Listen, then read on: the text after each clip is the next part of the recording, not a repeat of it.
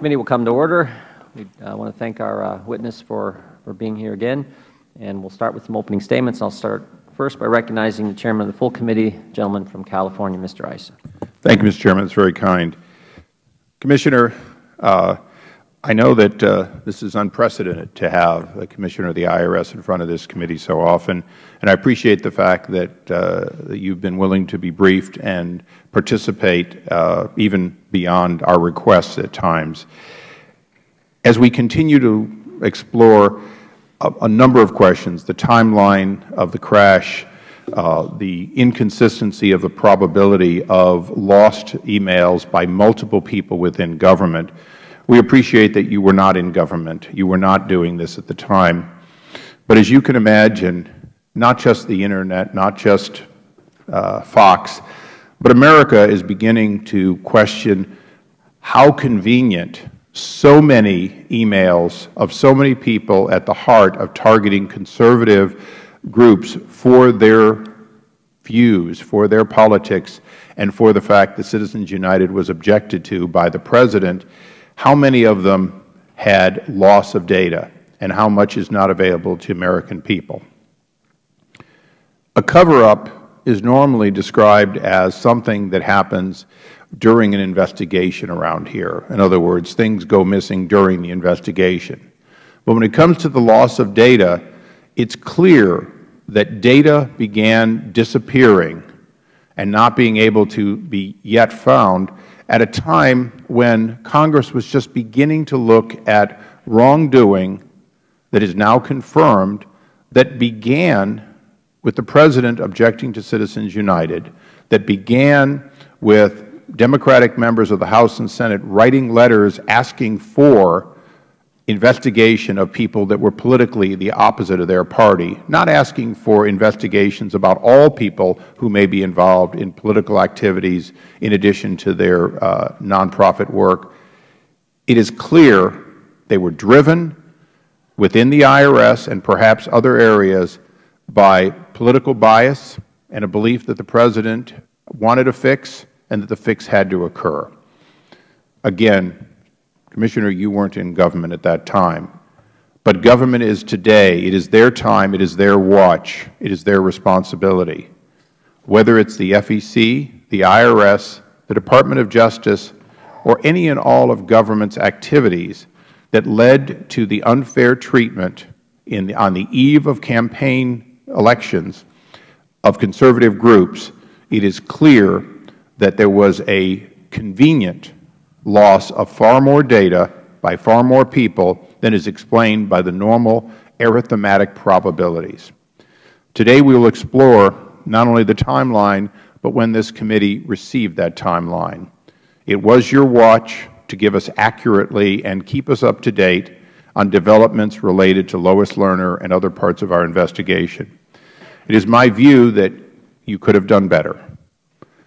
You will and have paid a price in public opinion for not being as forward-leaning and proactive as you could have been. But that was yesterday. Today what we are asking you to do is to continue working with your IG, and if we are fortunate enough to get a special prosecutor, well, work with him or her, and of course work with the groups that now have Federal judges ordering the IRS to show particular information, and bringing it all together back to this committee, because this committee has an intent to make to the greatest extent possible public what we can find is being done on behalf of the American people to bring back the confidence in the IRS. So again, I appreciate your willingness to be here. These are not easy hearings, and each time you come, you leave with more questions from us than you come with answers to us. And that is the nature of an investigation that continues to evolve. So, Mr. Chairman, I want to thank you for recognizing me early. Commissioner, again, you need to be part of the solution. I believe you have to a certain extent, and I believe you are committed to do more. And for that, I thank you, and I yield back. Recognize a member from Maryland, the ranking member of the committee, Mr. Cummings. Thank you very much, Mr. Chairman. Commissioner Caution, I want to thank you for testifying before this committee yet again. This is the third time in the past month you've appeared before us, and that does not count a fourth appearance you made before the Ways and Means Committee last month on this same topic. Unfortunately, it appears that you and other IRS employees are now becoming collateral damage in a fight for the spotlight among two Republican committee chairmen, Representative Issa and Representative Camp. This is unseemly, it's embarrassing, and is not a proper way to run an investigation or to spend millions of dollars in taxpayer funds. As the Commissioner knows very well, when Chairman Camp was informed about the crash of Lois Lerner's hard drive, he quickly announced that he would be holding the first public hearing before the Ways and Means Committee. 10 minutes later, Chairman Issa issued a unilateral subpoena compelling the Commissioner to testify first before our committee. He did not contact the Commissioner before issuing the subpoena, and he did not hold any debate or vote. In response, Chairman Camp just moved his hearing up several days, so he was the first one in front of the cameras. It did not seem to matter to either chairman that the IRS provided numerous contemporaneous documents showing that Ms. Lerner's computer crash was a technological problem that she and multiple IT officials attempted to remedy. Those facts apparently were irrelevant.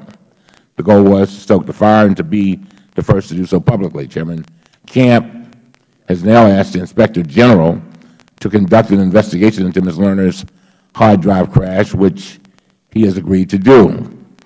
Commissioner Koskinen testified last time that he was here that the Inspector General asked him to make his investigation the top priority, which meant not subjecting IRS employees to any other interviews while the Inspector General's interviews were going on. That was the IG's request. Rather than waiting a few weeks, Chairman Issa disregarded the IG's request and demanded that the IRS make its employees available to him now. Commissioner Koskinen explained that the Inspector General did not want IRS employees subjected to multiple interviews, but Chairman Issa just began issuing more unilateral subpoenas. He forced the IRS employees to appear before the Oversight Committee, and he excluded Chairman Camp's staff from participating. When the Commissioner testified here before, Republicans accused him of obstruction, claiming that he was hiding witnesses from the committee. When he again explained that the Inspector General asked him not to subject IRS employees to multiple interviews, Chairman Issa said he was going to follow up with the Inspector General directly. Well, that apparently didn't happen. Yesterday, I asked my staff to contact the Inspector General's office to find out exactly what was going on.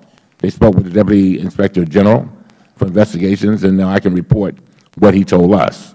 The Deputy IG for Investigations confirmed that his office is now conducting the investigation that Chairman Camp requested. He confirmed exactly what Commissioner Koskinen told us, which is that the Inspector General prefers that IRS employees not be subjected to multiple interviews in order to avoid, quote, tainting their testimony, end of quote.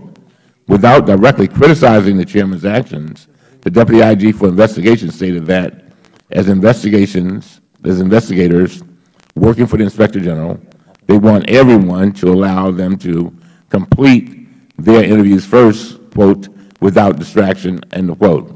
As he stated then, there's no confusion of witness testimony, and the integrity of the investigation is not impaired.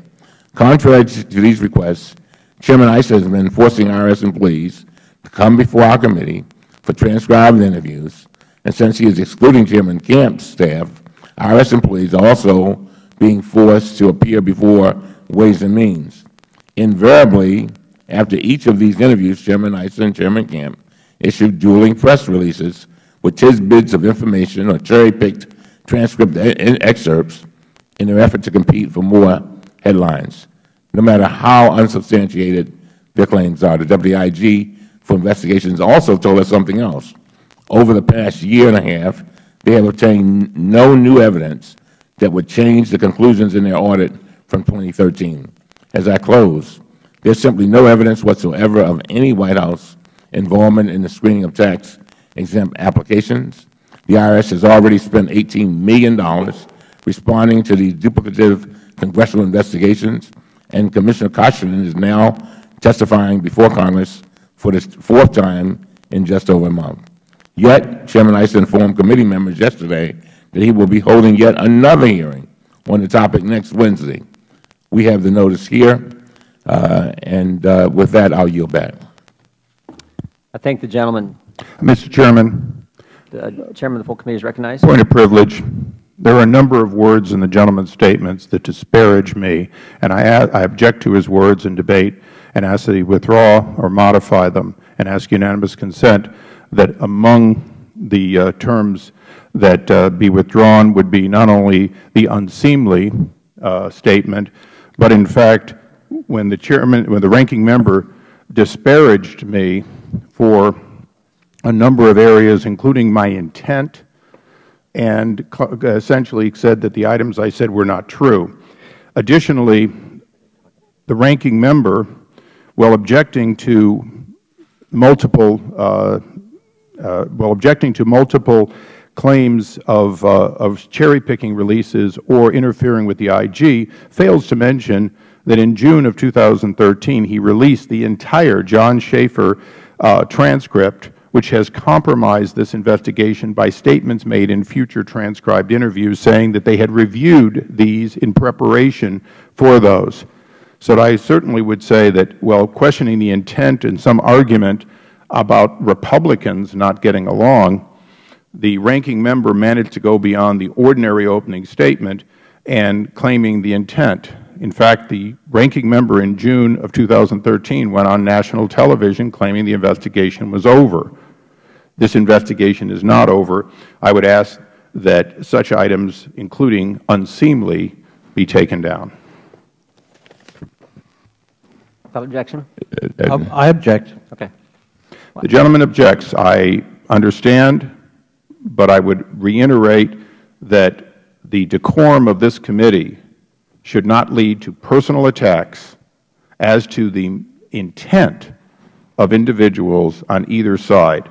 The fact is, this committee is conducting vigorous oversight. We do so as a matter of our obligation as a committee. And I would make one last request. I ask unanimous consent that the staff be able to place the timeline into the record so that the ranking member's clearly erroneous claim that our request for this hearing, our first hearing, came after the events, when in fact the timeline will show that the subpoena had been served prior to the announcement from Ways and Means, and as the ranking member would know if he had ever chaired this committee, the fact is it takes a long period of time to prepare a subpoena, to write a subpoena, to go to the clerk and get it approved, and then to serve it. So I would hope that the ranking member, once he sees that in the record, would recognize that in fact he has been clearly erroneous in his claims, and I yield back. I thank the gentleman for yielding. If we can, let's, without objection, let's allow the timeline in, and let's move to the next opening statement. Would that be satisfactory with? Mr. Chairman? Would that be satisfactory? It certainly is satisfactory. All right. I thank the gentleman. I just wonder, though, would just a brief response to the distinguished chairman? Do you really have to?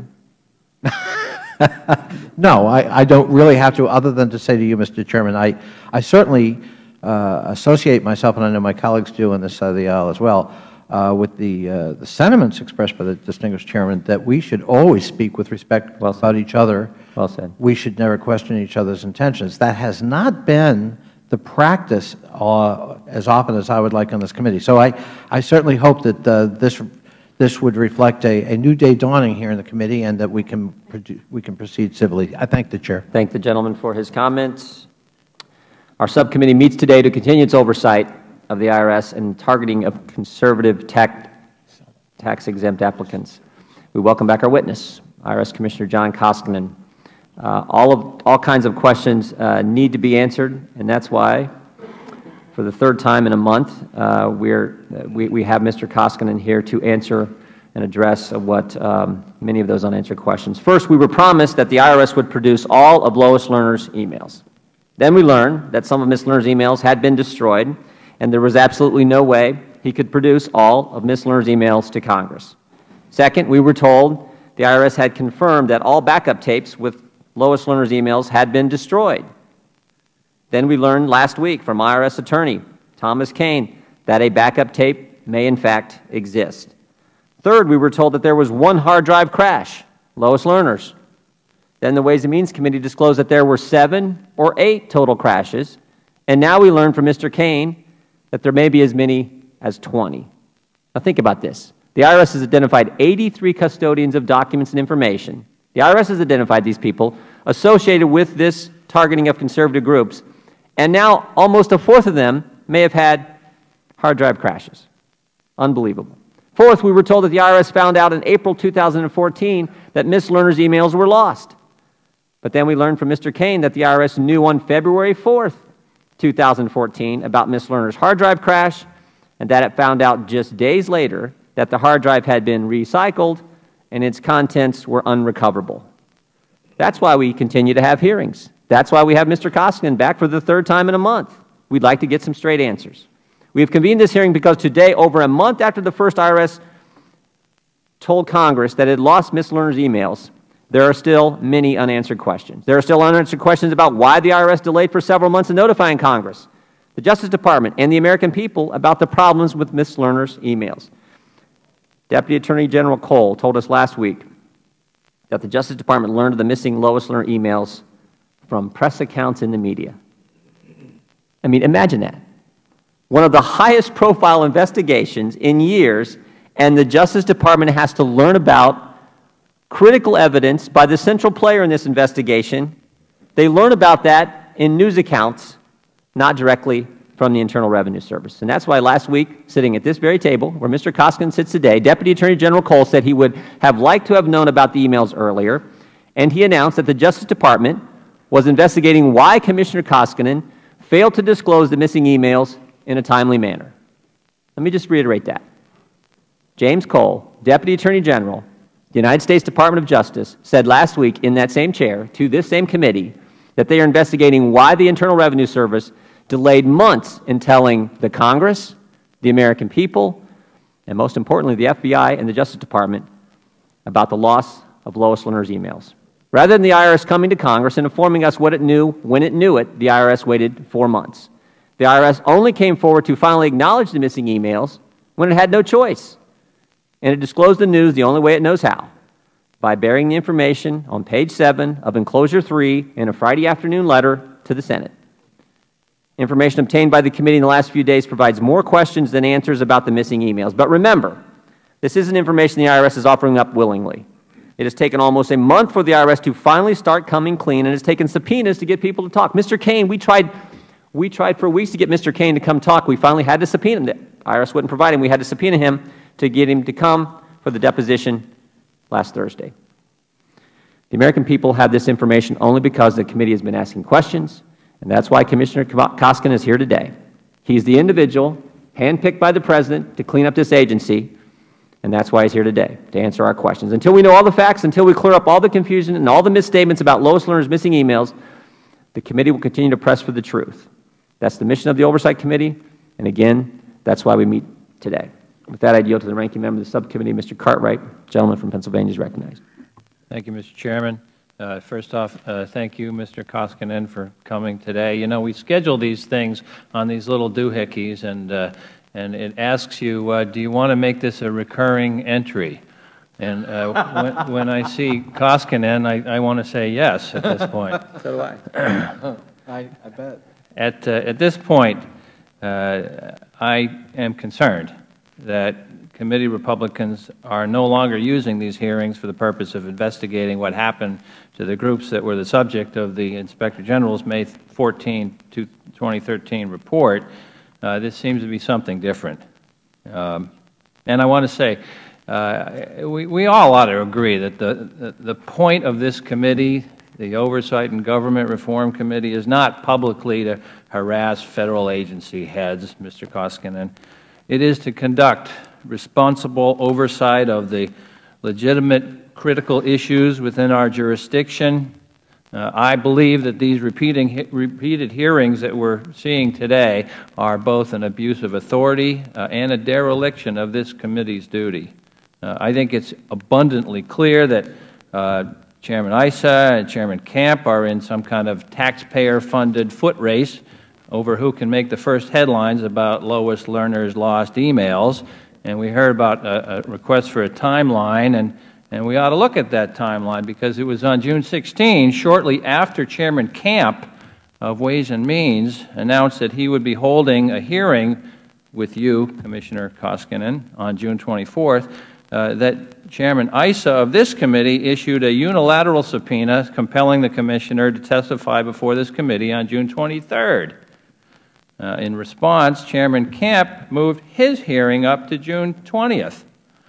So it's something like a children's fairy tale that we're looking at here. In addition, Chairman Issa is no longer allowing staff from the Ways and Means Committee to participate in the Oversight Committee interviews. Chairman Issa's refusal to hold joint interviews is resulting in wasted taxpayer money, as IRS employees like you, Mr. Koskinen, are now being subjected to multiple duplicative interviews. I also want to address Republican claims that the alleged targeting of conservative groups is this government-wide conspiracy initiated after the Citizens United decision involving the President, the IRS, a conspiracy including the Department of Justice and other Federal agencies. This committee has obtained no evidence linking these accusations to what we all know now were inappropriate criteria used by IRS employees in Cincinnati. Now, some of my colleagues on the other side of the dais have chosen to overlook the funneling of dark money into the political system of the United States. Republicans have demanded accountability from the IRS, but have not demanded the same from corporations who influence our national elections.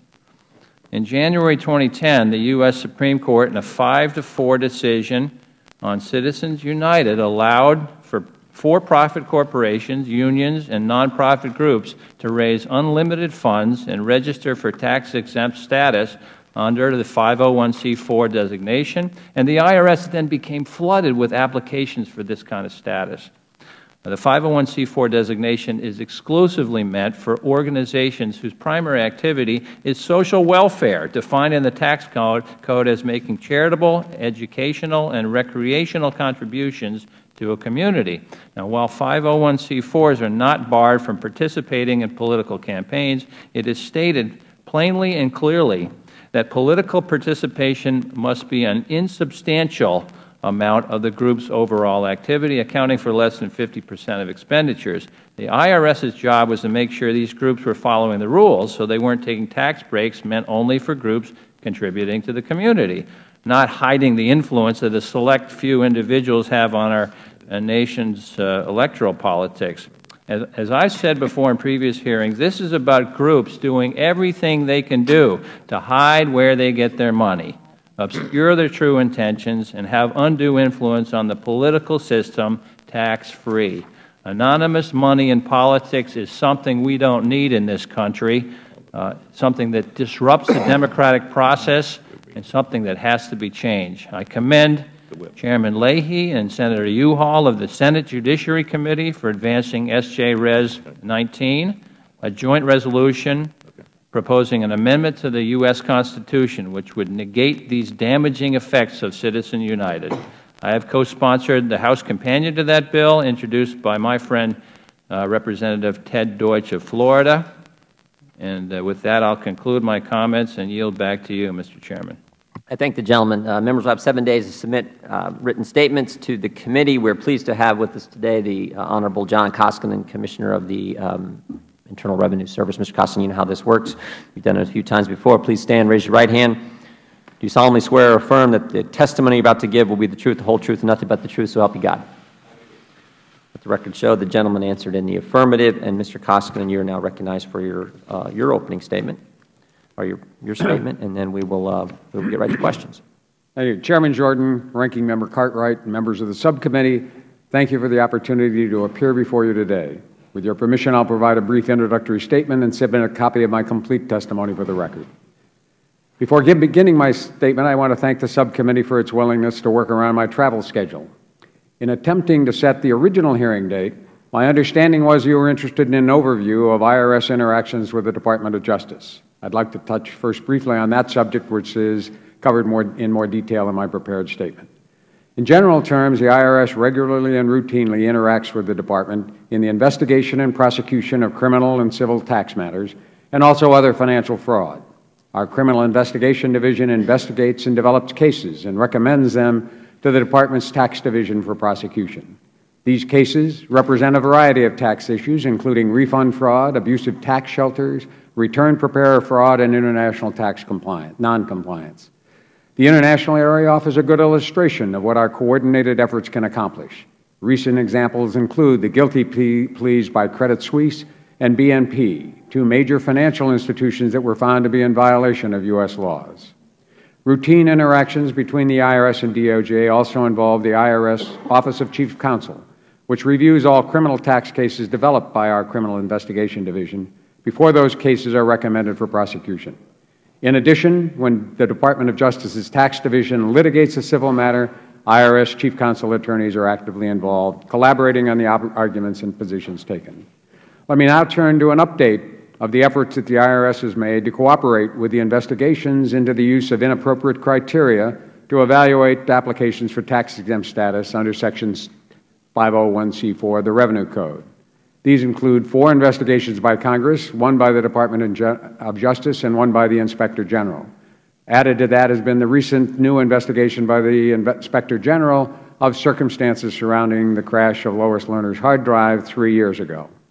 To date, we have now produced more than 960,000 pages of unredacted documents to the tax writing committees and more than 700,000 pages of redacted documents to the House Oversight and Government Reform Committee. In addition, at the request of the Oversight Committee and other committees, the IRS has been working on the identification and production of Lois Lerner emails. As part of this document production, the tax writing committees have received 67,000 emails that we found involving Ms. Lerner. We are continuing to provide redacted versions to the Oversight Committee, which to date has received more than 54,000 emails from Lois Lerner. We are working to provide these documents as quickly as we can. In the course of collecting and producing Ms. Lerner's emails, the IRS determined that her hard drive crashed in 2011. At that time, Ms. Lerner had asked IT professionals at the IRS to restore her hard drive, but they were unable to do so. Nonetheless, the IRS has or will produce 24,000 Lois Lerner emails from the period between 2009 and 2011, largely from the files of other individuals. The IRS provided information about the hard drive crash to all 6 investigating entities in a public report we released in June. I would note that our June report, to the extent that it focused on Ms. Lerner's hard drive crash, was based in part on emails we had already provided to the congressional committees, the Inspector General, and the Department of Justice. Some of those emails were produced as long ago as last fall. Those emails were provided in the normal course of production related to the search terms agreed upon previously. So all 6 investigators have had initial information about the hard drive crash since last fall. Also, additional emails about Ms. Lerner's hard drive crash were produced this spring to investigators prior to the release of our June report. I also want to point out that, consistent with a bipartisan congressional request, the Inspector General, as noted, is proceeding with its own investigation regarding the crash of Ms. Lerner's hard drive. The IG, as is noted earlier, has asked the IRS not to do anything that would interfere with its investigation, and we are honoring that request to the extent possible. In addition, on July 18, we responded to a recent court inquiry with detailed information regarding the crash of Ms. Lerner's hard drive. This information is consistent with what was previously provided in the 6 investigations, but we have provided the Oversight Committee and other investigating entities with a copy of that information. I understand that during last week's hearing with DOJ, there was a question as to what information the IRS gave to the Department about the hard drive crash. We provided all investigating entities with the same information in our June report, which we released to the public. DOJ did not receive any additional information. Since releasing our June report, we have continued to cooperate with the investigations. Since mid-June, we have produced to the Oversight Committee more than 100,000 pages of documents and made witnesses available for interviews with congressional staff. 5 of those interviews have already occurred. Our Deputy Chief Information Officer has given 3 briefings for congressional staff, including one for the Oversight Committee, and as noted, I have testified at 4 hearings, including the one today. This concludes my statement, and I would be happy to take your questions. Thank the gentleman. Now turn to the Vice Chair of the committee, gentleman from Florida, Mr. DeSantis. Thank you, Mr. Chairman. Good morning, Commissioner. Mr. Koskinen, are you aware that you currently are under investigation by the Justice Department regarding your role in determining when to produce Lois Lerner's emails? I'm not aware of an investigation. I did see the Deputy Attorney General's statement last week before this committee that he was interested in, would be interested in why we had not provided him information in April as opposed to June, but I have not received any notice of an investigation. Well, he told us that it was something that the Justice Department would look into, and he said that it was information that they did wish they had at the time that you discovered it. Let me ask you this. The committee interviewed IRS Deputy Associate Chief Counsel Thomas Kane, and he testified that senior IRS officials, including Catherine Duval, who's the counselor to the Commissioner, realized that Lois Lerner's emails were missing, that there was a hard drive crash on February 4th, 2014, and that by mid-February, they realized that the emails would not be recoverable off that hard drive. Yet, you testified in front of this committee on March 26, 2014, and after being asked numerous times whether you would produce all of Lois Lerner's emails consistent with the subpoena, you said you would. So if the senior IRS officials knew in mid-February that the emails could not be recovered off the hard drive, why did you tell this committee that you'd produce them? As I've testified before, when I testified at previous hearings, when I testified in March, I said we would provide all Lois Lerner emails. As I have also testified since then, I did not mean to imply that if they didn't exist, we would somehow magically provide them. We have provided you all Lois Lerner emails we have. With regard to when officials at the IRS knew the impact of the hard drive crash, as I've testified several times in the 11 hours of hearing since June 13th, what I was advised and knew in February was that when you took the emails that had already been provided to this committee and other investigators, and instead of looking at them by search terms, looked at them by date, it was clear that there were fewer emails in the period up through 2011 than subsequently. And there was also, I was told, there had been a problem with Ms. Lerner's computer. It was not described to me in any greater detail than that.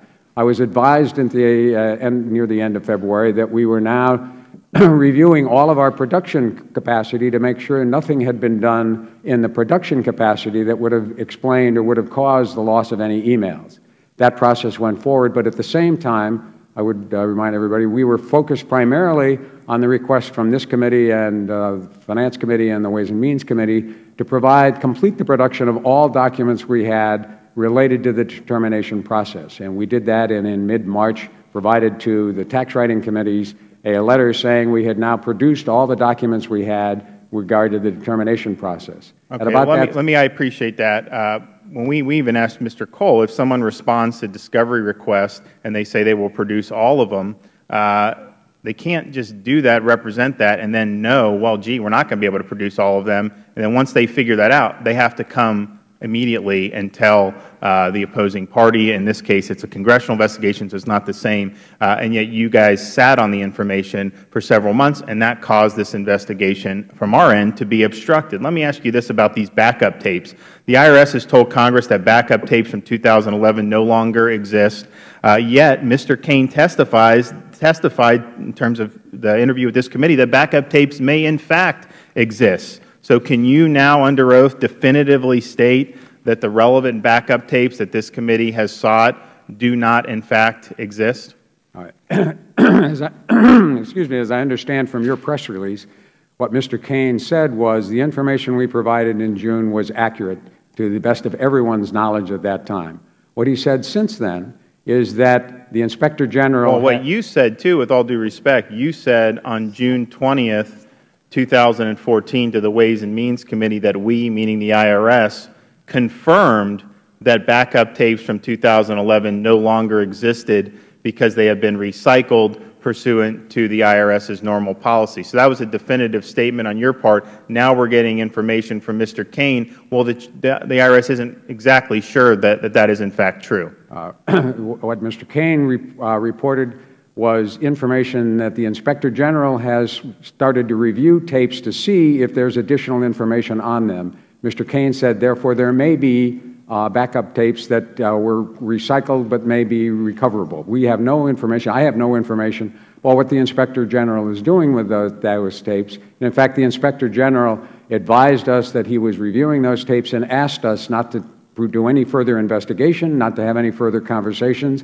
And I understand he asked this committee as well not to make the existence of their review of those tapes public. But at this point, I have no information as to whether there's anything usable on those tapes. Can you confirm to the committee today, we've been told obviously about Lerner's hard drive failure, then Ways and Means has identified as many as 7 or 8 additional individuals who are relevant to the investigation whose hard drives also crashed during this period.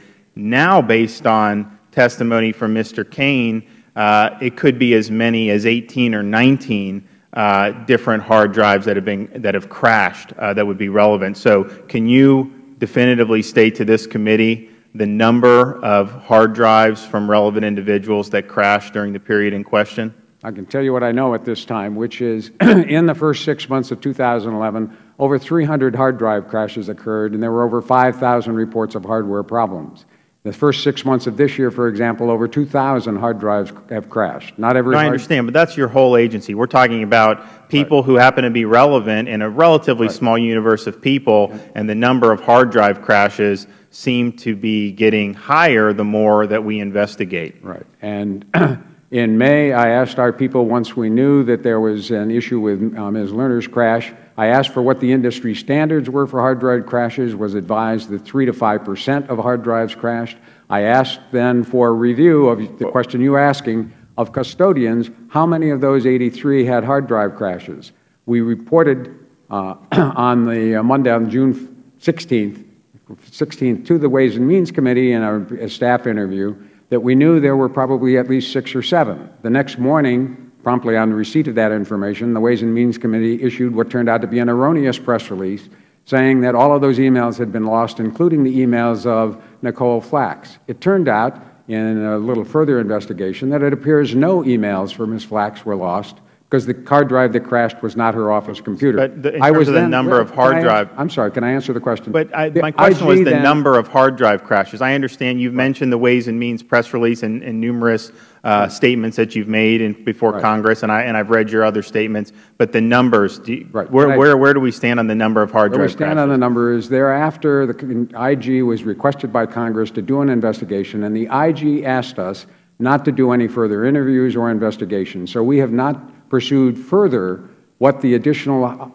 implications are of, A, how many hard drives crashed of custodians, or what the implications are, because the Inspector General is investigating that very issue. So I cannot give you a definitive answer at this point as to either how many custodians had crashes or, if they did, how many of them lost emails, because I would emphasize not every crash leads to Well, Mr. Kane put the upper limit at 20, so there seems to be a contradiction there. My time is up. Mr. Chairman, thank you for indulging me, and I yield back. Thank the gentleman. The ranking member of the full committee is recognized. Commissioner, I want to thank you for testifying before the committee today and for the third time in a month. When you testified on June 23rd, 2014, and July 9th, 2014, you told us that the IG was investigating circumstances of Ms. Lerner's computer crash. On June 11th, 2014, you wrote to this committee reiterating that the IG is conducting an investigation into the loss of Ms. Lerner's emails, and that, as you previously testified, you would honor the Inspector General George's request to prioritize his investigation. Has the Inspector General expressed concern to you about the release of non-public information about an ongoing IG investigation? When the Inspector General first talked to me and asked us to give a priority to his investigation and not to do any further investigation or witness interviews ourselves, he explained to me that they were concerned that they did not want to muddy the waters. They wanted to have their ability to talk to witnesses and then go back and talk to them again without anyone having conversations in between times. So they were very concerned that witnesses that they were interviewing in the investigation be allowed to proceed with the Inspector General only.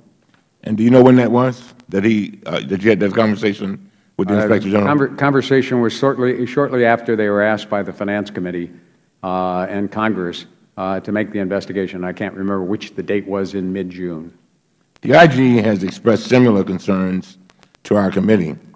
For example, on July 2nd, 2014, committee staff held a conference call with the Inspector General in which the IG described the investigation into Lois Lerner's hard drive as, quote, very active, open, and ongoing, end of quote, and asked our committee to refrain from publicly disclosing the non-public information regarding this ongoing investigation. Is the IG's investigation into this matter still active and ongoing, to your knowledge? To my knowledge, it's still active and ongoing. Would the ranking member yield for just a question? Were majority staff members present at that briefing where the Inspector General conveyed that information? Yes. Our staff says that they weren't, and if I could, and you'll get all your time plus some extra if you'd like.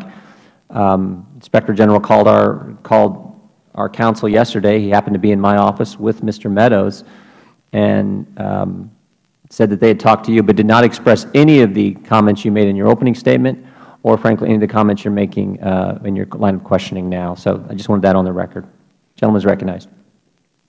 Well, why don't we have him here next week on oath, since we're having all these IRS hearings, and let him say what he has to say. I'm open to that. Because we can go back and forth on this, and I want to be very clear as to what he said. And so, when you're talking about he say, she say, it's better that we have him here, and we'll do that if you so choose. But I'd be happy to. The IG has expressed similar concerns again to this committee.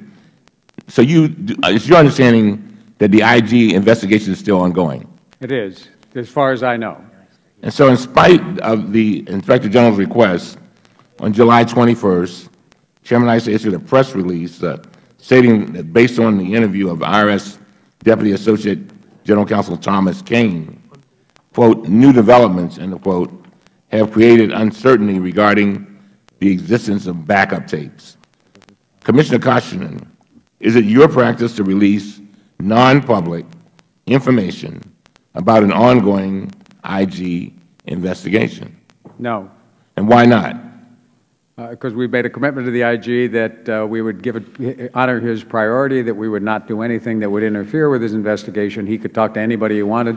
They could look at any evidence they wanted, and we would not have an ongoing discussion with any of the witnesses he was talking to because we did not want to interfere. Of course, Chairman Issa's press release omits clear statements from Mr. Kane and other witnesses that undermine a partisan narrative.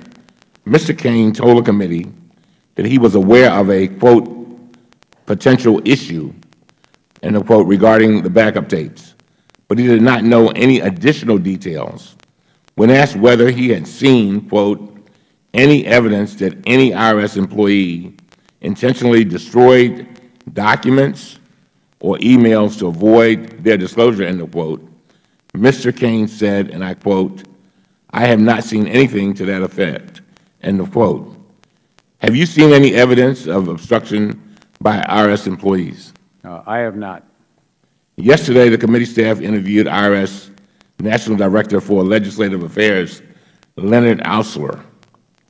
He told the committee staff that based on the information available at the time, your June 13th, 2014 letter to the Senate Finance Committee stating that backup tapes from 2011 had been recycled was accurate. Is that right? I don't know what he said, but I understand from the press release about Mr. Kane that he said the information we had and provided on June 13th was accurate, and that's what everybody knew at the time. Now, Mr. Austin also told us that earlier this month he was made aware of an issue with a backup tape, but that he did not know if the backup tape from 2011 was from 2011 or whether it was mislabeled.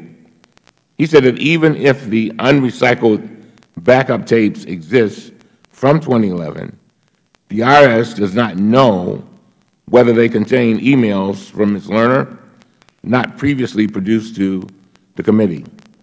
Sitting here today, do you know any additional details regarding the backup tape issue and that the IG is currently looking at?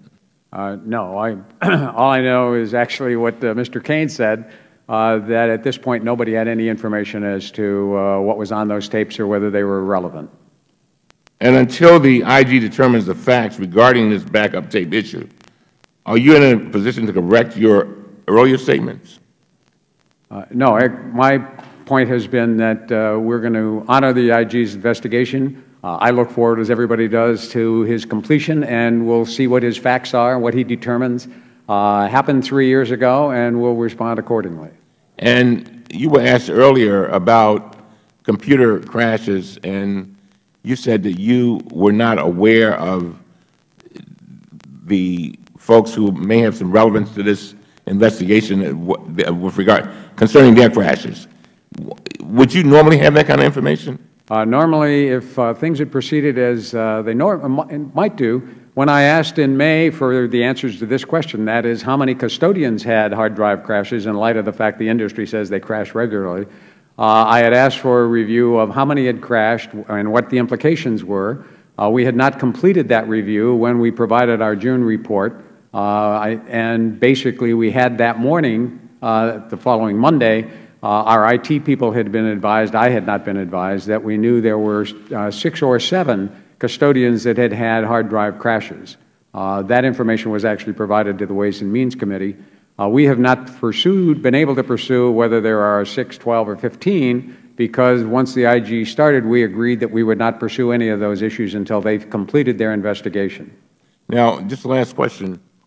When the DOJ was here the other day, and this was, you were asked about this a bit earlier, they talked about the fact that they had not gotten information about the crash back in April. Why? And so they got it in June, I think, like everybody else. Why is that? When we, in April, determined that, in fact, there had been a hard drive crash and some emails may have been lost, our next step was to, in fact, investigate how many emails did we actually have and could we find. And our plan and proposal was that we would pull all of that information together, including information about custodians, and make a public presentation to the committees, including a description of why it takes us so long in our archaic system to actually respond to requests for documents. We provided that information in the June 13 report, as I testified earlier. We did that before the complete production of Lois Lerner emails, which is when we originally intended, because the Senate Finance Committee asked us for an update on both the determination process documents as well as the other investigations, the other searches we were doing. We gave them that. We noted that we had found nothing beyond what we had noted in our March letter with regard to the determination process, which was the subject of the investigations when they started. But we had not completed at that time the review of the custodians, nor had we completed until the end of June the production of the tax writers of all of Lois Lerner's emails, and we're moving toward producing the redacted version to this committee. So our plan was, when we pulled it all together, we'd be able to explain what our process was, the difficulties, what we had learned about Lois Lerner's emails, what we had learned about others, and what we had been able to determine. As I noted, we were able to recover 24,000 Lois Lerner emails. We thought all of that was important information for people to have, rather than simply saying, well, there's a problem with her computer and we're now investigating how many emails there were, which would have triggered hearings 6 weeks earlier, but we would not have known nearly as much as we now know. But we don't know everything we'd like to know because we have, in fact, stopped asking people about it while the IG is doing his investigation, which we fully support. I have confidence that the IG is independent of us. Was appointed by a different administration. He's got 15 people working on it, according to the filings they made last Friday. And we've told him, and I've told him personally, whatever he needs, whatever documents, whatever people he wants to find, he can have access to, and we will stay out of the way. So we have gone out of our way not to talk to anyone who potentially he might want to interview about what happened 3 years ago when the hard drive crashed. Thank you, Mr. Chairman. Mr. Costner, real quick, Russell George told you that he did not want this committee and Congress interviewing the same witnesses he was interviewing? Now, he told me that he did not want us interviewing any witnesses. Well, that's fine. That's not the same as Congress. Then why did you make it so difficult for us to get, why do we have to subpoena Mr. Kane?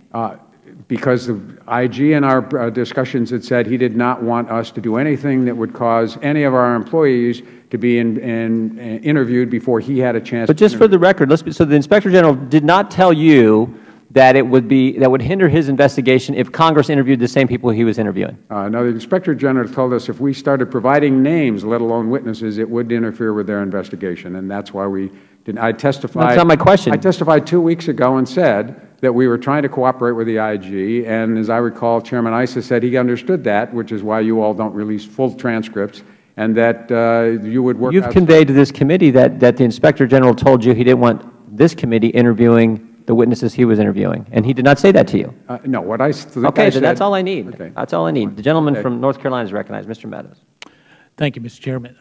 Mr. Commissioner, I want to go back to one thing that the gentleman from Maryland just asked you and make sure I heard you correctly.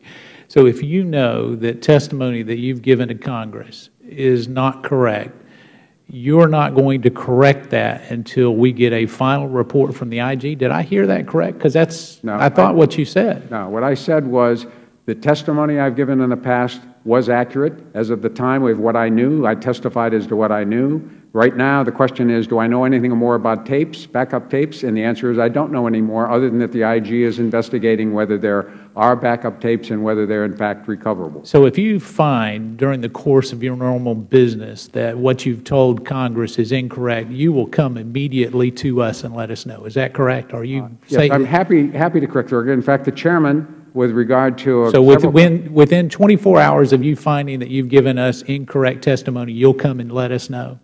Yes, if I know it's incorrect. And in fact, if the committee has any questions, the Chairman, Issa, was very thoughtful and said when Lois Lerner's lawyer talked about what she did with records, he sent me a letter and said, here's what she said, here's what you said, take a look at it and correct it, and I appreciated that. Well, we appreciate the fact that you'll come back to us, because I thought you were saying you were going to wait until the IG gave you a report. No, what I said, I would wait. I wouldn't know until the IG investigation is complete what the answer is in terms of how many custodians have. Well, you won't know what they found until they come back, but you'll know what you. So are you saying that you're not talking to Mr. Kane or anybody? So you're not talking to anybody in the IRS about any of this? I am not talking to any potential witnesses for the Inspector General about what happened 3 years ago in the investigation. All right. So when you read the reports about Mr. Kane, did you talk to him and say, hey, this doesn't jive with what I know? No, because Mr. Kane is someone that I assume the IG is going to be talking to in terms of what did he know and when and what do we know about. So did you talk to someone who talked to him?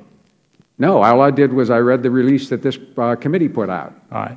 So did you read the release of the Ways and Means press release that talked about a scratched hard drive? I saw that this morning. It was put out last night, I understand. Does that concern you that it was scratched and not crashed?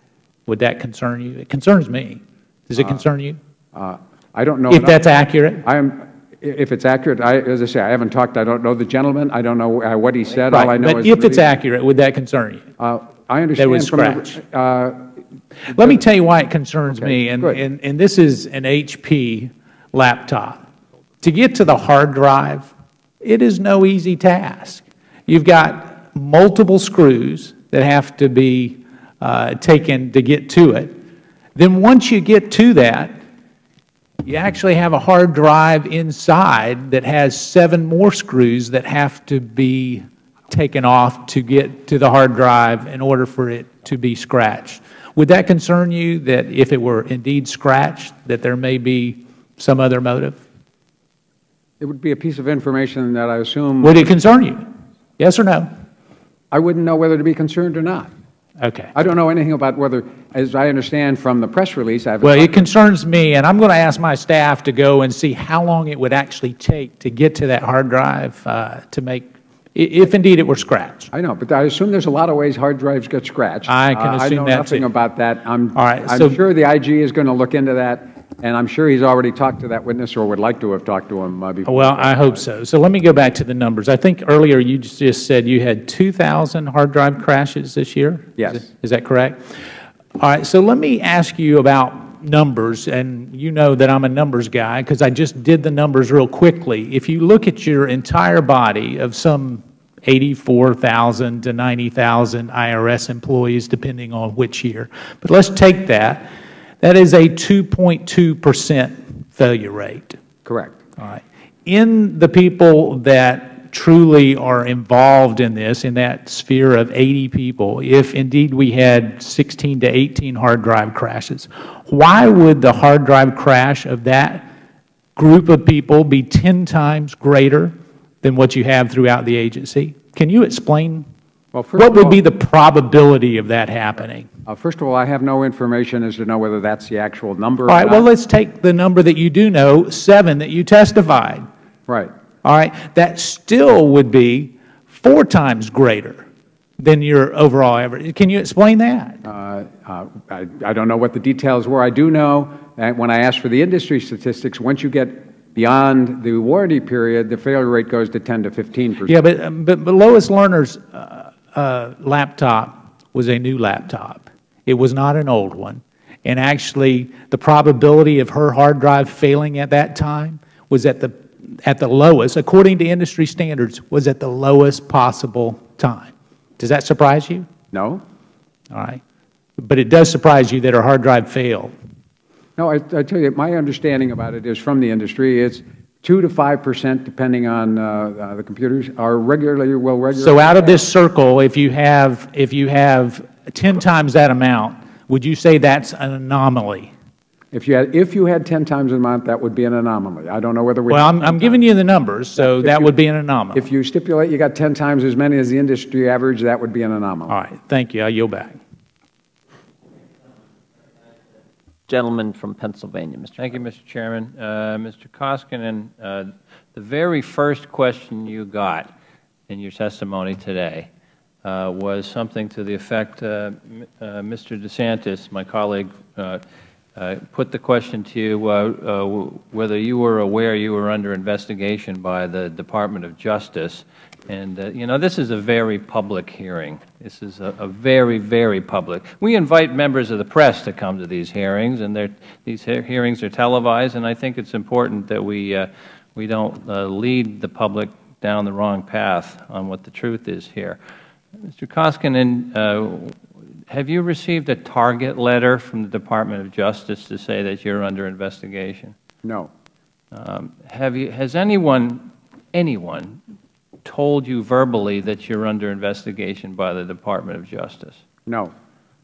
Has anyone said to you verbally anything that would hint to you that you're under investigation by the Department of Justice? No.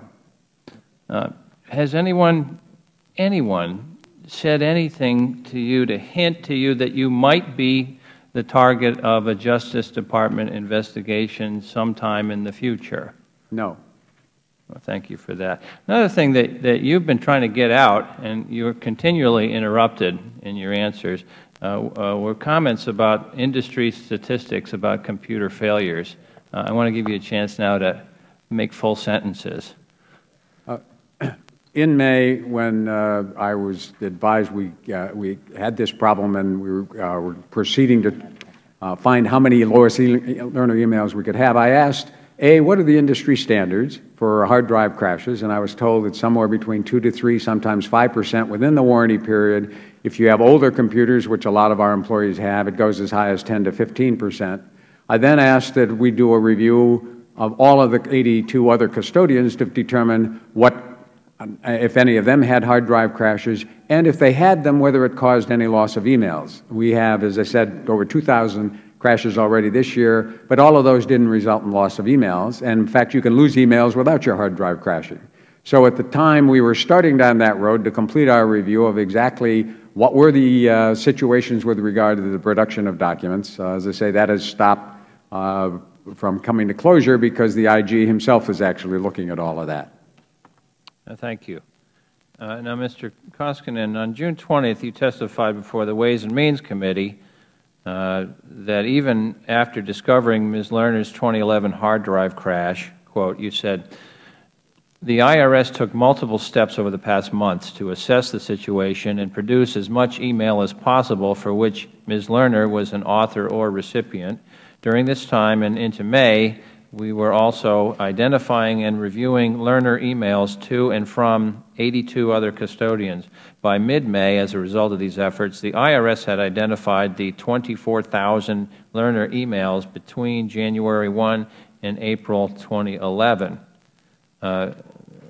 Commissioner Koskinen, why did the IRS take these steps to recover Ms. Lerner's emails?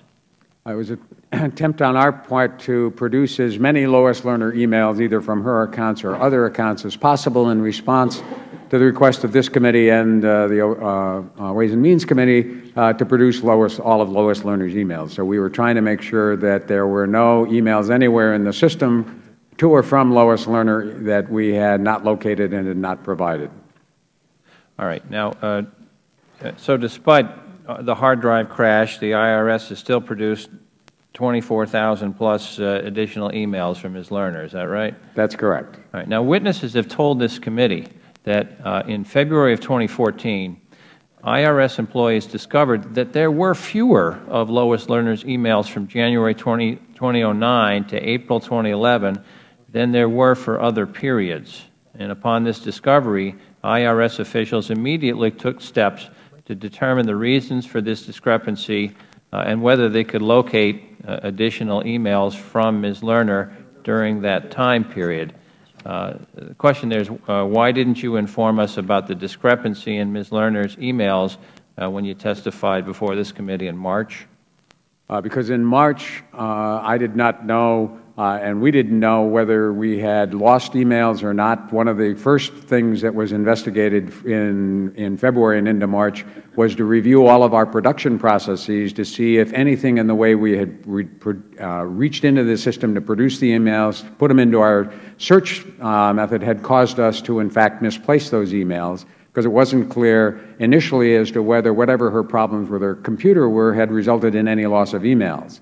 So the first process, while we were producing all the other documents regarding the determination process, was to make sure that we hadn't ourselves done anything in the process that caused emails in that period to be lost. And we determined ultimately into April and May that nothing that we had done in the search process had caused the emails to be not producible.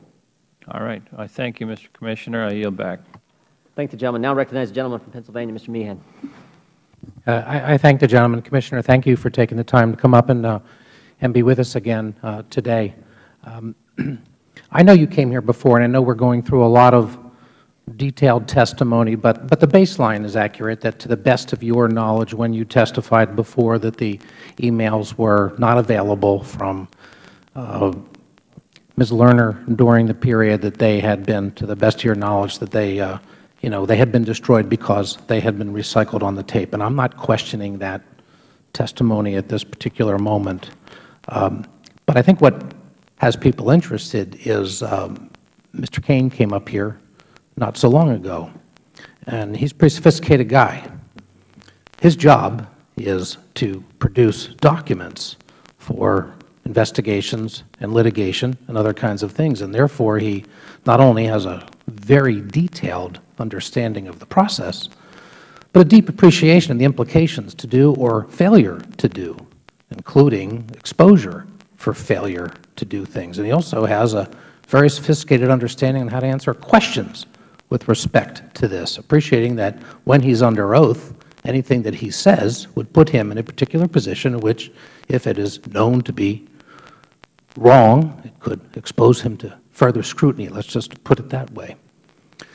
So I'm curious as to why he would come and testify that I don't know if there's and this is his words, I don't know if there's a backup tape with information on there or there isn't, that he was now unsure about whether there were some backup tapes from the period of time that may not have been erased. I'm using his direct testimony. There is an issue as to whether or not there is a that all of the backup recovery tapes were destroyed on the 6-month retention schedule. I don't know whether they are or they aren't, but it's an issue that's being looked at. What do we know about this issue, and why would he have made that statement? What we know about that, or what I know about that issue, is I was advised by the Inspector General that they had taken tapes that they'd found, I don't know how they found them, and they were reviewing those tapes to see if they had been totally recycled or whether they were not recycled and usable. I was advised about that because the Inspector General, again, wanted us not to do any, because he knew, however they had found them, somebody knew that IG had them. He didn't want us to, in fact, do anything to investigate further what those tapes were, where they were found, who found them, what they did with them. So I said that was fine. And at this point, I haven't talked to Mr. Kane about this, but according to his testimony, what he has said is, what he knows is, because as you say, he's been involved in it, is that the Inspector General is looking at some tapes, I don't know how many and which ones, to see whether, in fact, any of them turned out not to be recyclable or any of them have information that is recoverable. But at this point, as Mr. Kane's testimony states, it's not clear whether they do or don't. Well, whether, in fact, substantively there's information. When he gave you that identification that there, as you said, it was believed that they had all been produced, but now maybe some of them haven't been found. Weren't you concerned about what procedure they used to potentially come up with new tapes? When the Inspector General advised me of that, I was interested as to why they were looking at tapes that we had been advised had all been recycled. But I didn't cross-examine the Inspector General about it. I agreed with him that they would do the investigation. We wouldn't do anything to interfere with that. I wouldn't, and none of our people would talk to anybody about it. So I can't tell you how they found them, what they are, and as Mr. Kane said, whether there's anything on them or not. At this point, we're supporting the Inspector General. Do you have any idea about what the issue is that he referred to? Because that was the very specific thing. Sure. There is an issue as to whether all of the backup tapes had actually been recycled. Yes, and the issue, as I just said, is that he obviously is aware of what the Inspector General advised me, which is the Inspector General has taken some tapes, I don't know which ones, and is reviewing those to see if they've been recycled, if there's information on them that can be found or used. That's all I know, and I assume that's all he knows. But beyond that, I haven't talked to anybody about this. I haven't asked anyone about it because, again, our position with the Inspector General is he's doing just one follow-up question, and I know this is sort of but why are these not available from a third-party vendor who, in the event of a cyber attack, would protect us against the destruction of all records, which would put our government in a remarkably perilous situation? And so we take steps to assure that essential documents are preserved by having them in third-party data storage situations. Why were the documents that are relevant to this period, particularly the documents relevant to the 2009-2011 area, why were they not backed up and available today? That's a very good and important question. As I've testified earlier, there's been no loss of any information and no actions taken since this investigation started with regard to any information in production of documents. We have frozen and saved and backed up all emails from 6 months before the start of the investigation forward. What we're talking about is what happened 3 years ago. And 3 years ago, the process was to use backup tapes for basically disaster recovery purposes and recycle them every 6 months. That was the protocol and the process that had gone on for some years. And in fact, it used to be they only kept them for 1 month, and it was increased to 6 months. But that was the process 3 years ago.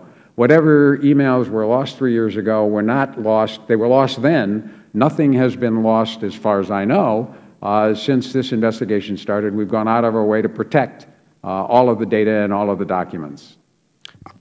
Thank you. I have other questions, but my time has expired. Thank you. You're an attorney, and you talked about these documents having been missed, but at the period of June 29, 2011, Lois Lerner is informed that some of the activities that she has been associated with may have been involved with discriminatory practices. Now, you're a Yale lawyer, and you understand the situation in which there is a potential for litigation and the requirements that when there is a potential for litigation, that there is a requirement consistent with the own record-keeping responsibilities to preserve the documents that may be relevant to that. All of this occurred before the period of time that we are now looking some years down the road. So if you were informed that somebody was holding your agency, or you in particular, as having potentially engaged in discriminatory practices, would you preserve the documents from that era? We have in all of, anytime there's an investigation, anytime there's an increase, we have litigation document hold policies and procedures. As I say, we've done our best to protect every document for the last year and a half, almost 2 years now. And any time anyone raises a serious question about the production of evidence, we go out of our way to protect it. I don't know what the circumstances were 3 years ago. Well, this was knowledge that there was discriminatory practices, and she was informed that she was central to the potential that there were complaints about discriminatory practices on the part of the IRS. Would that be the kind of a document that you would preserve in anticipation of potential litigation? Again, our protocol is if there's going to be an investigation, if there's a serious issue raised, we protect and preserve documents. As I've testified, one of the things I've asked about early in this investigation is we need to have an email system of record so that it would be easier to protect official records, preserve them, and it would be much easier to search them. As I've said, we should not have to spend $18 million answering straightforward questions for documents, but that's the system we have. The constraints on the budget have been significant over 3 or 4 years. Going forward, we're looking again at, is there a way to get out of the late 20th century and into just the early part of the 21st century, because we should have an email system that is, as I say, much more searchable, and a system that's a system of record. Thank you, Mr. Chairman. Well, I thank the gentleman. I think his question cuts right to the chase. She was on notice that there was a problem, and suddenly her computer crashes. But it's worse than that. The IRS has identified 82 custodians of information that are relevant to the investigation, and now we know from Mr. Kane's testimony last week up to 20 may have had computer hard drive crashes. So this is way beyond the 3 to 5% that the Commissioner keeps citing. This is approaching 25% of the relevant people that they've identified have had computer problems and may not be able to get us the documents they need. So I appreciate the gentleman's questioning. We'll recognize the gentlelady from Illinois for her time. Thank you, Mr. Chair. Good morning, Commissioner. Good morning. On July 7, 2014, you testified that since you were confirmed in December of 2013, the IRS has, quote, probably provided 300,000 to 400,000 documents to Congress. To date, how many pages of documents has the IRS produced to Congress in furtherance of the ongoing investigation about the IRS's review of tax-exempt applications? As I testified earlier, we have produced 960,000 pages to the Tax Writing Committee's redacted documents. We produced 700,000 pages to this committee. I would imagine amassing a document production of this magnitude takes an extraordinary amount of time and money, as you talked about the money. Yes, it's been a significant distraction. We've spent, as I've noted at last count, $18 million responding. We continue to produce documents. We hope shortly to be able to complete the production of redacted Lois Lerner emails to this committee. But in an area of declining resources, most of it's done in our Office of Chief Counsel. There are 500 fewer people in the Chief Counsel's office now than there were 4 years ago, so that it has been a significant strain on our Chief Counsel's office. And how many employees have been involved in this process, and how many hours have been logged in to comply with all of these requests to comply with Congress? We've had over 250 employees at various times involved. We've had over 100 or 120,000 hours of effort devoted to it, and we continue to work on the production of those documents. I understand that current agency staff, many of whom have other job responsibilities, have been tasked with complying with congressional document requests. Is that correct? Well, that's correct. Our IT department has been asked for information. We have witnesses that are being interviewed as we go. As I've noted, the entire issue about The C4 investigation and the C4 operations involves about 800 employees in the entire exempt organization. Only a portion of them work on this. That means we have 89,000 other hardworking, dedicated IRS employees working on matters of importance to the government and to taxpayers. The individuals working on this, they've had to put their, I would imagine, current workload aside. Yes, and particularly the lawyers, it's a problem for us because they have obligations to represent the agency in tax cases. They have an obligation to continue to work with Treasury on the development of rules and regulations and procedures, so it is a constraint. Okay. Thomas Kane, the IRS Deputy Associate Chief Counsel for Administration and Procurement, was interviewed by committee staff on July 17, 2014. He said that the IRS currently exists, and I quote, "With an increased workload and a reduced staff from where we were several years ago, we have taken these people from their day jobs. They have no replacements for them because there are no replacements.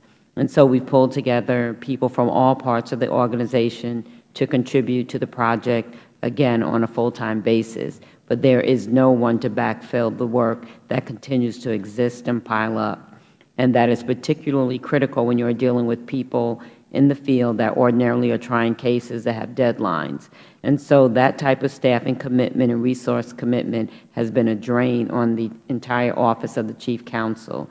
Commissioner, would you agree with Mr. Kane's assessment of investigation's impact on your agency's workload?" I would. Also, he was asked, Mr. Kane was also asked about the impact that Chairman Iss's subpoena for his testimony had on the morale of his team. He said that his employees have been working tirelessly to help the IRS comply with Congress who were, quote, "visibly impacted in a very negative way." Commissioner, I would like to give you an opportunity to address any concerns you may have about the impact the various congressional investigations are having on your agency's morale and ability to perform its core functions.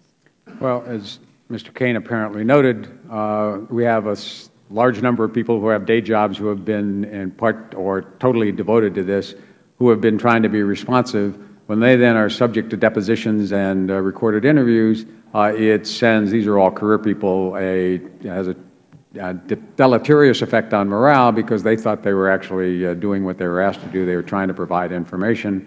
Most of them have never had a deposition of theirs taken. They haven't spent 6, 8 hours under cross-examination. So for everybody else who's working on this project, they're now looking over their shoulder worrying about, well, am I going to get called up next? And all they've been doing is producing documents. Okay, thank you. Thank you for your time. And yes, I will. I was sitting here listening to some questions that the Chairman asked you, and I got convinced that you're damned if you do, and you're damned if you don't. And this is what I'm talking about. The IG, appointed by a Republican, asked you not to engage in, I don't want to take words out of your mouth, but what did the IG ask you not to do? Not to do any further investigations or interviews or discussions with with employees about anything having to do with the hard drive crash, any other hard drive crashes while they did their investigation. And then the Chairman went on to say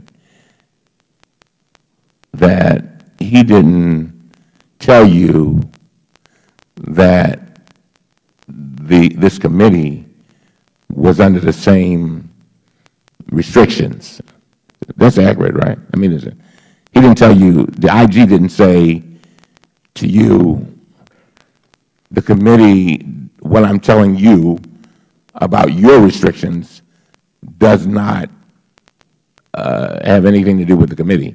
You understand my question? Yes. I'm going back to what the Chairman said because I'm trying to figure out how do you obey the law and obey the wishes of the IG? No. The question was, and I answered it, was that the IG didn't tell me that he was telling the committee, giving any instruction to the committee. The only conversation I had with the committee was when he told me about the existence of the backup tapes and asked us not to do any further questioning about that, he said he had provided that information to the investigative committees and had asked them to treat it confidentially while his investigation was going on. So if something came up now where we contacted you and said, we want to meet with X person in the IRS because we think, that is, this committee thinks that that person has something relevant to our investigation, is there any way that you would treat that differently now than you would have if you had never had the conversation with the IG? You follow what I'm saying? Actually, we've tried to be responsive as best we can to the wide range of requests we have. We have 6 investigations and a number of requests coming in and requests for interviews. We've tried with more success in some areas than others to try to figure out what the priorities are so that we can do it in the right order, which is at my hearing in March. We agreed the next priority after we'd completed the determination issue was to provide all the lowest learner emails we had. And we had a long discussion back and forth, committed that would be our next priority. And we are getting close to completing that. I guess what I'm getting at is that you wouldn't, I assume you wouldn't have a discussion based upon what the IG told you, you wouldn't have a discussion with an employee of the IRS now because the IG told you not to. That's correct. So when we've had witnesses coming to testify and give depositions here in Ways and Means, we have not talked to them beforehand. They've simply come up. Again, we don't feel that we want to do anything that would interfere with the IG's investigation or this committee's investigation. So people have come up, and to the extent they've been interviewed, they've done that on their own with without any conversations with me. Now, the gentlelady just asked you about morale at the IRS, and the IRS is a kind of tough position because nobody seems to like the IRS. That's right. On the other hand, if you don't get revenue, you got a problem. We have a problem as a nation. Right. But when you think about the reduction in employees, and based upon what Mr. Kane said that the gentlelady just read, it seems like something has to give. And I'm just curious as to what's giving. You follow what I'm saying? In other words, if you have, based upon what Mr. Kane said, right, you're pulling people from different areas to do certain things. You said that some of them have to have court responsibilities and deadlines. The point is something is got to give, something. Right. And can you tell us what we're losing? Well, what has to give is obviously we have 10,000 fewer employees than we had 4 years ago. We have 500 fewer in the Office of Chief Counsel. So what happens is people either have to, spend a lot longer working. At some point, you run out of things you can do. We've done our best and taken people from around the agency, particularly around Chief Counsel, and put them on the production effort. To do that means that the work that they otherwise would have done doesn't get done because we have no capacity to add more people, to hire more people. We're only replacing 1 in every 5 people who leave the agency, so we continue to shrink rather than expand. We haven't complained about it. I mean, we basically simply produce documents as fast as we can. We've explained that our biggest problem and obstacle is that we have this sort of archaic system where you've got to search each hard drive to pull out data to actually get it into a search machine, which we'd like to change going forward. But it does mean that, particularly in the Office of Chief Counsel, you put them under more stress. It makes it much more difficult with the other ongoing day jobs they have.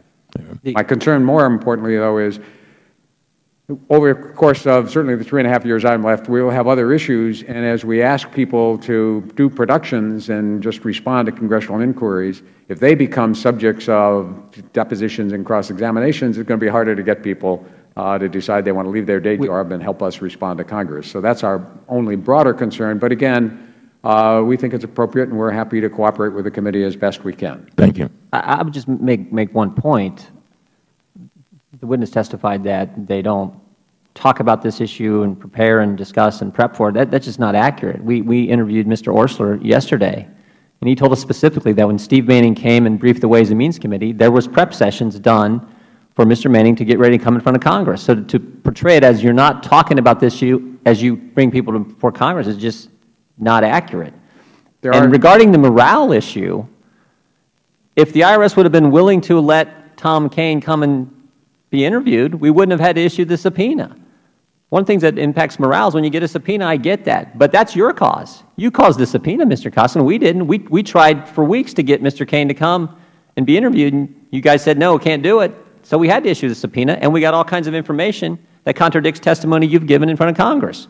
So that's the issue. If we're talking about morale, you could have helped morale of the very employees you represent if you'd let him be interviewed by us without a subpoena. Mr. Chairman. Right. We actually agree subpoenas sound different, but when they come for an interview, it's still under oath, and it's still a transcribed interview, and it looks just like a deposition, and that's for people who have never done it before, of concern. They get nervous. Yeah, and my point is, by you making it so we had to subpoena that only adds to the anxiety of the employee. So that's your creation on your employees, not ours. And that's why we were delighted to work out with you a schedule where there won't be subpoenas, but people will We appreciate that. But it took a subpoena to get that rolling. The gentleman from South Carolina is, I'm sorry. Yeah, wait a minute. I just asked you for one, because we have a tendency to ask questions and not let them answer. I want to understand this. I think it's for the benefit of the entire committee. Why did Mr. Kane have to be subpoenaed? Why is that? Because we tried to get... No. I didn't ask you. I asked him. I didn't know who you were asking. No. I'm asking him. That's fine. He can answer. Thank you. We were in the process of discussing the production of witnesses. We, as I say, were concerned about interfering with the IG's investigation. While we were doing that, as the Chairman said, then Mr. Kane got a subpoena, which did, A, allow him to appear without any further ado, and did allow us to basically have a conversation about setting up a production schedule of witnesses. So the Chairman is right. We were in the process of trying to do this, but I would say we'd take some responsibility for the fact that you had to do a subpoena. I would agree with that. You take all of it. We asked, Mr. Kane told during his deposition, because he had to be subpoenaed, he told committee staff that he wasn't even notified by you, Mr. Koskin or Ms. Duvall or whoever, that we had requested an interview. He didn't even know that. All he knew is he got the subpoena. So you didn't even tell him that we were trying to interview him. That's what he told us in the deposition last Thursday. So it's all on you. You're the reason we had to subpoena the individual to get his testimony. But he eventually came voluntarily, is that right? Yeah, but all right.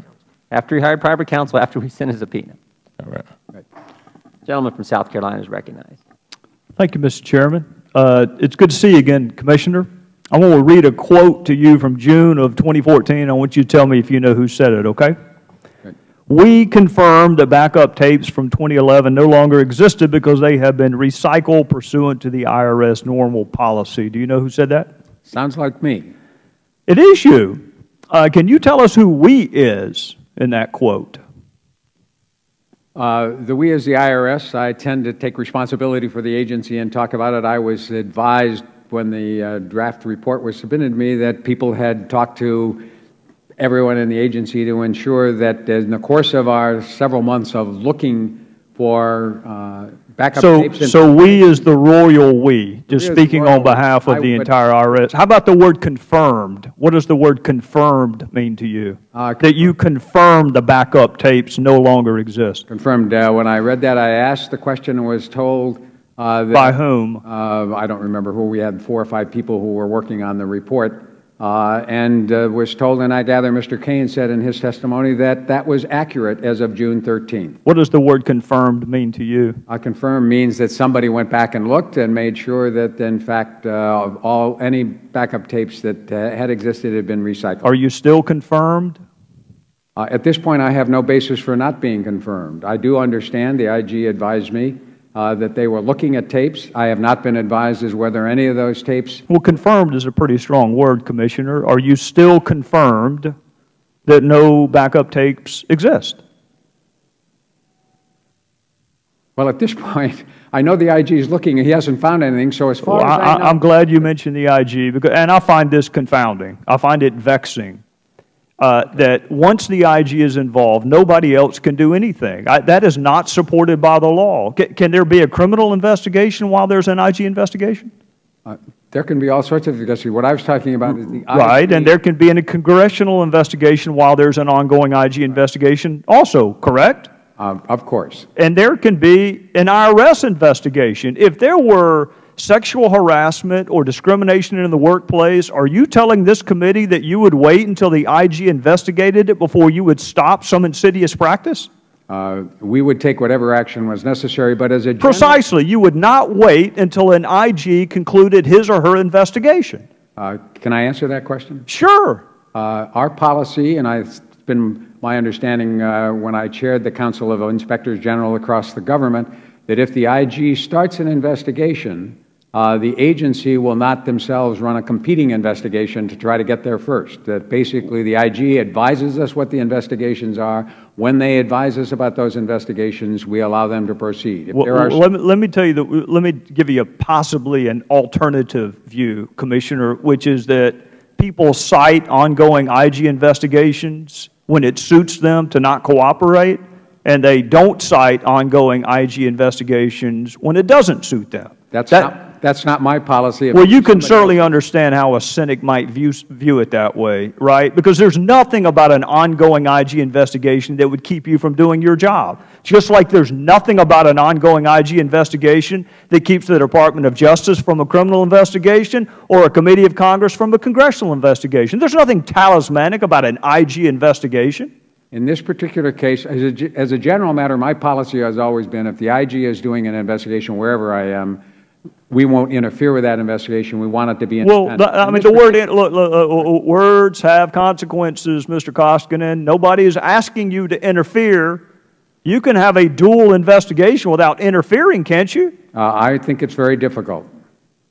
So you are saying that if there was an allegation of sexual harassment or racial discrimination within the IRS, you would not look into that until the IG had completed his or her investigation. Is that what you're telling me? I am not telling you that, and I'm telling you as a general matter that's not what the IG would be investigating. As a general matter, those claims would come to personnel. They would be immediately investigated by our legal department. Well, the IG doesn't have criminal jurisdiction. The IG doesn't have jurisdiction over legislative policy. The IG doesn't have jurisdiction over appropriations. All three of those are very important areas. So those should be ongoing even while an IG is doing his or her investigation, correct? Actually, the IG does do criminal investigation. No, sir. They refer to an entity that actually has the power to indict, which does not include the IG. They actually, my understanding, like our criminal investigation. You should go back. It might be the same people who gave you the understanding that you were confirmed that the tapes don't exist. So my advice is to be very careful who you take your advice from. And I'm going to say this in conclusion. Mr. Koskinen, I really could not believe the colloquy that you have with one of our colleagues about the morale at the IRS. It takes a lot to stun me, but that stunned me. And here's a piece of advice I would give. If the folks like Lois Lerner and others would have spent more time working on the backlog, more time working on their caseload, and less time targeting groups, and less time trying to overturn Supreme Court decisions they didn't agree with, maybe morale would be better, and maybe their backlogs would be lessened. Would the gentleman yield? I'd be thrilled to. Commissioner, I just want to maybe summarize what the gentleman was asking you with a question. Do you have full faith and trust that your IG is doing a thorough investigation at the same level as would be done if you were doing it as the Commissioner? I do. I said earlier I have a lot of confidence in the Inspector General. They have far more capacity in some of these areas. They've got 15 people working on this. I am very comfortable and confident that they're doing a thorough job. And I've told them we'll do whatever we can to support. So at least as to your own investigation, you consider the IG's investigation to be your investigation? I do not. We do not control the IG. He's very independent. He's doing an independent investigation of all of this. I am satisfied that when he gets done, we will have an independent review and investigation of what went on. Thank you. Gentleman from Virginia. Will the gentleman from Virginia yield for just one follow-up question? You'll get a time added if the gentleman, it's his call, but if you yield, I'll give you some additional time. I've been very generous. I thank the Chair. Of course, I'd be glad to yield. I thank the gentleman from Virginia. I want to follow up on the gentleman from South Carolina's point, because what you're just saying is that you're your belief is that it is wrong for you to do an investigation at the same time as an IG is doing an investigation. Is that correct? As a general matter, if we were doing an investigation, it would interfere with his investigation. So what you're saying is that your predecessors who did exactly that in 2012 were wrong. Because when the IG started it, they did their own, under sworn testimony, they did their own investigation. So what they did was not right. Everybody has their own policies. I don't know what they did or didn't do. But in your opinion, that would not be right. If the IG... I just want to show the hypocritical point there that it's not consistent with what IRS has already done. My point only was it's consistent with how I've behaved in the past and how I'll behave in the future. My view is the IG is an important independent source of investigations. Whenever the IG is doing an investigation, I think it's important to cooperate with it and not interfere with it. All right. I thank the gentleman from Virginia for yielding. Great question, gentleman. I ask unanimous consent that all his time be He's got it. I thank my friend from North Carolina. I thank the Chairman. Welcome back, Mr. Koskinen. It's always a pleasure to be here. I can tell it must be a thrill and the highlight of your week. And I guess we're going to do this, as long as we're in session. By the way, just a sort of a sidebar. I wish my friend from South Carolina was still here because his concern for morale at the IRS is really touching. Gosh, if we were really that serious about it, maybe we wouldn't have slashed $800 and something million from your budget in the last 4 years and recommended another $350 million this year. But that's a different matter. Actually, you've actually recommended another $1 billion on top of the $350 million. So at this point, we're $1.35 billion underwater. $1.35 billion, yep. But the morale, we'll keep on flogging people until the morale is improved. That seems to be the philosophy of some of my friends on the other side of the aisle. But at any rate, I'm glad we're talking about the IG because I'm amazed that J. Russell George, the TIGTA, would have thought it wise or prudent to completely omit from the May 14th final audit report any mention of a critical and I think astonishing analysis that was conducted by TIGTA's own head of investigations the weeks leading up to the release of the May 14th report. Mr. Chairman, without objection, I'd like to enter into the record the conclusion of TIGTA's Deputy Inspector General for Investigations, Tim Camus, which was sent in a May 3rd, 2013 email to TIGTA's Acting Principal Deputy, IG Michael Phillips, Acting Deputy Inspector General for Audit, Michael McKinney, Chief Counsel Mike McCarthy, Assistant IG for Exempt Organizations, Gregory Kutz, and 2 TIGTA employees whose names have been fully redacted. It's just a one-pager. Without objection. I thank the Chair. This astounding email from TIGTA's Chief Investigator concluded that after obtaining and reviewing 5,500 IRS emails from identified staff members of the exempt organizations division in Cincinnati, that in addition to there being no email directing staff to target Tea Party or other political organizations, and no conspiracy or effort to hide emails about such a directive, according to Mr. Camus, and I quote, review of these emails revealed that there was a lot of discussion between the employees on how to process the Tea Party and other political applications. There was a be on the lookout list specifically naming those groups. However, the emails indicated the organizations needed to be pulled because the IRS employees were not sure how to process them, not because they wanted to stall or hinder the application. There was no indication, I'm still quoting, that pulling these selected applications was politically motivated. The email traffic indicated there were unclear processing directions, and the group wanted to make sure they had guidance in processing the applications, so they pulled them. This is, he says, a very important nuance, unquote. Would you agree with that finding, Mr. Koskinen? It sounds right to me. Have you any idea why the Inspector General would not include such a critical finding after all of the Sturm und Drang and after the press compliantly giving the headline to my friends on the other side of the aisle every single time, Tea Party targeted? Here's a critical piece of information, maybe even a smoking gun, if we're looking for exoneration, from the head of investigations in TIGTA's own office. Why would that not be included in the May 14th final audit report? I have no idea. is it worthy of your time to ask that question, respecting the independence, of course, of the two offices? I would not ask the IG that question. He's done his report. He's done his investigation. When they do investigations, they have any number of them going on. When they do the reports, we sometimes we agree most of the time, sometimes disagree with recommendations, sometimes disagree with process. But we do that in the orderly course of responding to their report. Thereafter, we don't go back and question them. But, Mr. Koskinen, here you are for the third time before this committee, but probably not the last. And your reputation and that of your organization, has been called into question with a charge that has unfortunately not been critically examined as often as I'd like by the media, despite our efforts on this side of the aisle. Here is the head of investigations in your organization under TICTA that says otherwise, that directly challenges the propounded thought that only Tea Party and conservative groups were challenged, and it was deliberate and it was targeted. He says otherwise, and the TICTA doesn't put it in his final audit report. By the way, an Inspector General who has been questioned by a number of us up here, and we have formally requested an investigation of his conduct before the Council of IG. So he's under a cloud himself, and I've heard my friend, the Chairman, Mr. Jordan, question other employees of the IRS because of their political giving. Well, Mr. George was a Republican staff member in this committee.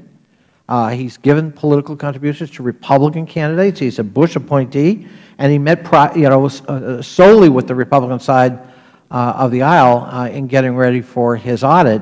That raises serious questions. I mean, if it's sauce for the goose, it's sauce for the gander about his independence. But this is a critical piece of information, it seems to me, and I can't imagine you could be copacetic with its elimination from an audit report that's a pretty critical audit report for your organization and indeed for your leadership. Well, it's an interesting piece of information that obviously is useful for people to review. As I've said, I do have confidence in Mr. George that he's independent. He actually is the Treasury Department inspector for IRS. And we've supported him in the past. I think he will and is doing an independent review of all of this, and I look forward to his response and findings about what happened with regard to the hard drive crash. Well, how about and his response to why he didn't include this important missive from his head of investigations in the final audit report of May 14th? That's a question that I'm probably not going to ask him. I yield back, Mr. Chairman. Well, I would just ask the gentleman, which way do we want it? Do we want to say this committee can't get access to witnesses because there's an ongoing Inspector General's investigation, and at the same time, so we're waiting for the Inspector General to do his good work, and at the same time criticize the work he did before, where he identified the targeting of conservative groups? It seems to me you can't have it both. You can't have it both ways. Well, Mr. Chairman, there are a number of us who have raised and been quite consistent in raising questions about the objectivity and professionalism, frankly, of Mr. George. Mr. Cartwright and I have both filed a complaint, a formal complaint, and I'd be glad to share it with the Chairman because it's a fairly detailed complaint. With all due respect, then you should be advocating that we get access to the witnesses and not wait until the Inspector General has them first. Well, actually, maybe a new Inspector General is really the answer. Well, relative to this idea that somehow it was just mismanagement, 80% of the applicants in the backlog were filed by conservative groups. Less than 7% were filed by liberal groups. According to the Ways and Means Committee, the IRS approved every single group with the word progressive in its name. USA Today reported the IRS did not approve a single tax-exempt application filed by a Tea Party group from February 2010 to May 2012. During the same time, they approved dozens of liberal and progressive groups. The idea that was just how, if it was mismanagement, it was mismanagement in a targeted way because none of the treatment to conservative groups was given to in the same way to progressive groups. Mr. Chairman, I have a memo from Gregory Kurtz saying targeted is actually not accurate. I also have materials that were presented to IRS for training that have elephants and donkeys. They have Tea Party. They have Patriots. They have progressive.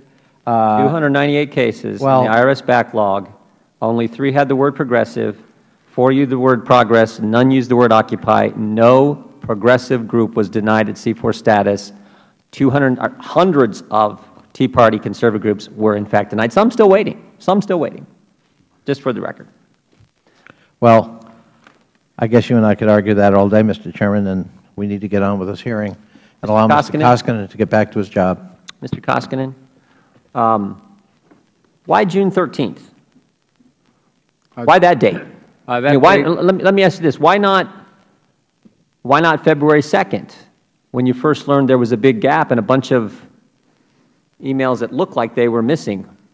Why not February 4th, when, as Mr. Kane testified, and Mr. Koskinen, you know Mr. Kane. Do you know Tom Kane? I do know Mr. Kane. Is Mr. Kane a solid lawyer, professional, good employee at the Internal Revenue Service? Certainly is. All right. So why not February 4th, when Mr. Kane, who testified just last Thursday, said they knew her hard drive had crashed? Why not tell us, look, we may have a problem? Why not come and disclose that to someone on February 4th? Or how about this? How about mid-February, when Mr. Kane said last Thursday that we knew then in mid-February that the data on her computer was unrecoverable? Why didn't you tell us in mid-February? Or how about the hearing we've talked a lot about, Mr. DeSantis raised in the opening questions? Why not at March 26th? Why not disclose on March 26th when you were in front of this committee and everyone on both sides of the aisle asked you about Lois Lerner's emails, and you assured us that you would produce all her emails, and yet you knew, according to Mr. Kane's testimony, good professional employee, lawyer at the IRS, you knew that in mid-February her emails were unrecoverable. You should be careful to note that's what Mr. Kane knew. That's not what I knew. Well, that's a problem, too. That's something you should have known. Mr. Kane's a high-ranking official in charge of documents, a lawyer, and you didn't know? I did not know. Do you know Kate Duvall? Pardon? Do you know a person named Kate Duvall?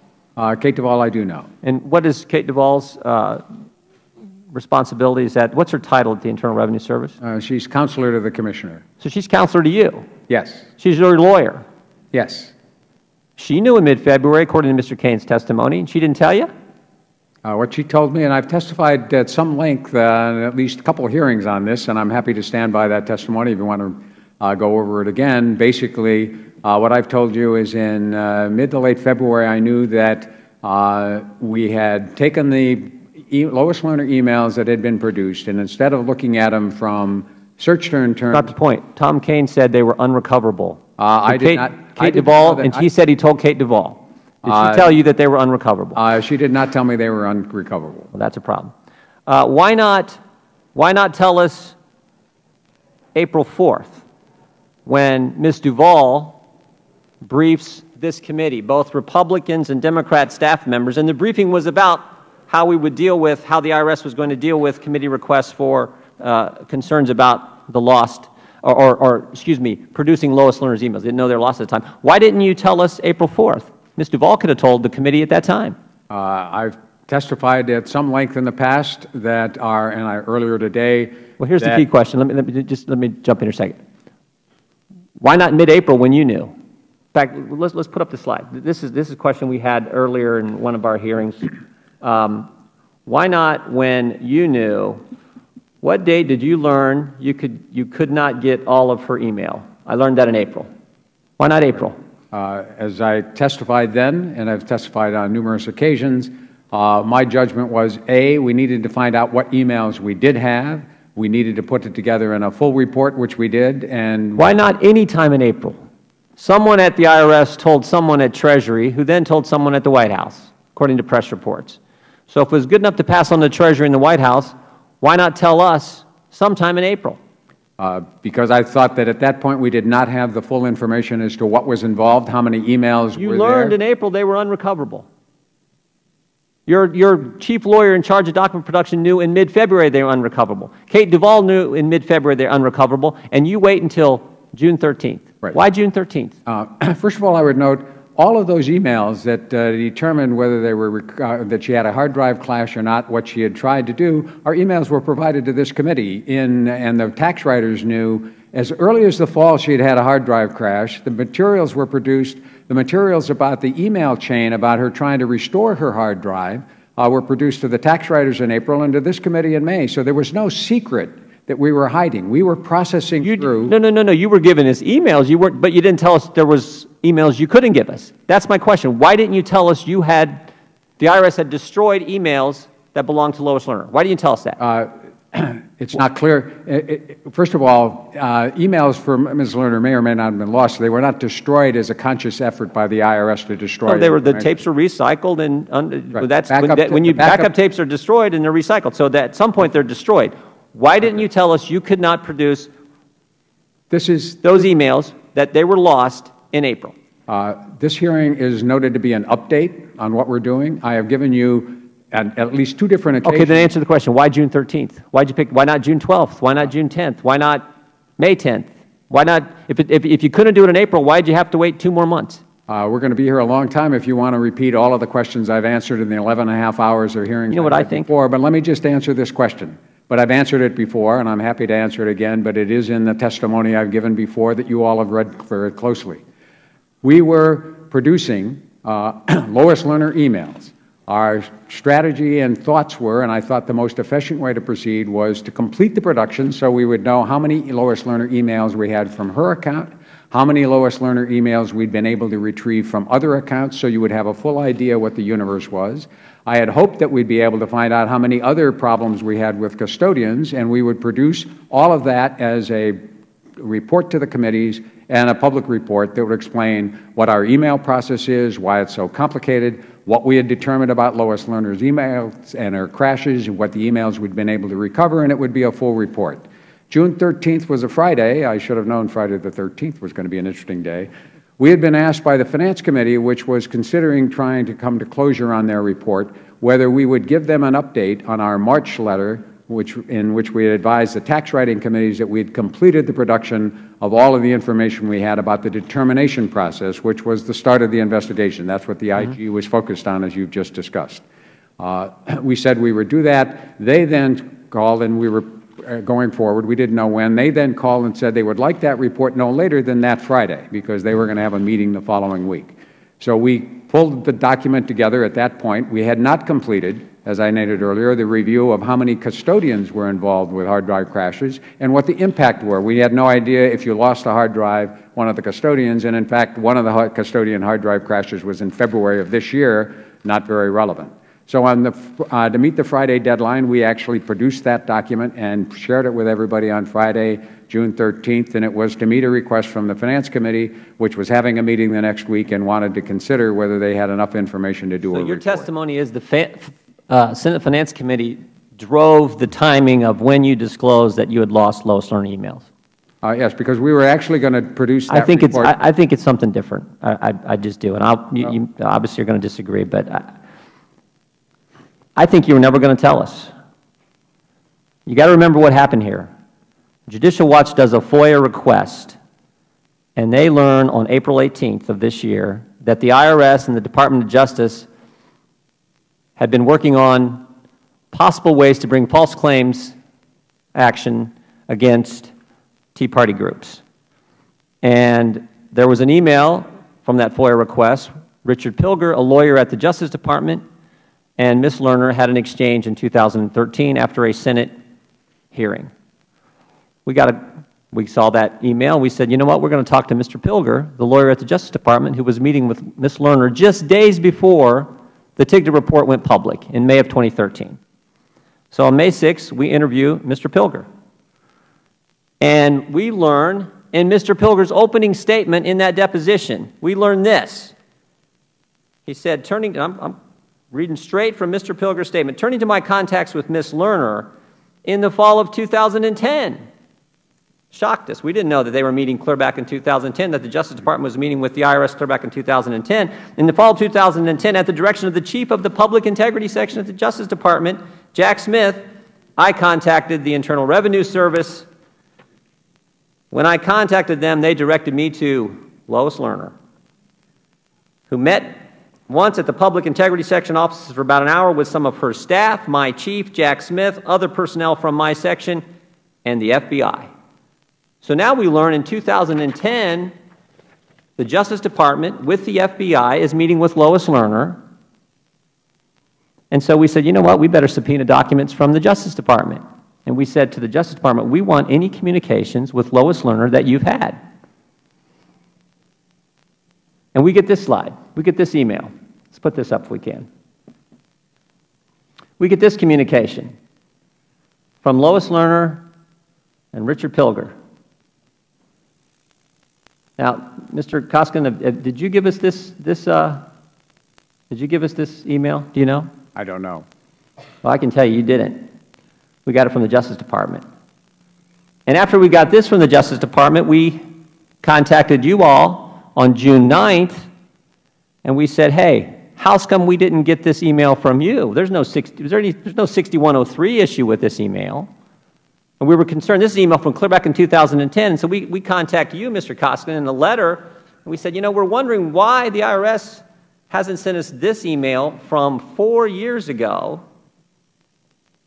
And then, suddenly, 4 days later, you tell the Finance Committee, the Congress, more importantly, the American people, you know what? We lost Lois Lerner emails.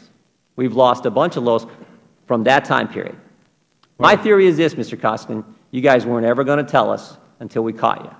And we caught you because Judicial Watch did a FOIA request. They found out there was this collaboration going on between the Justice Department and the IRS. We took that email. We interviewed Mr. Pilger. Mr. Pilger told us he met with Lois Lerner in 2010.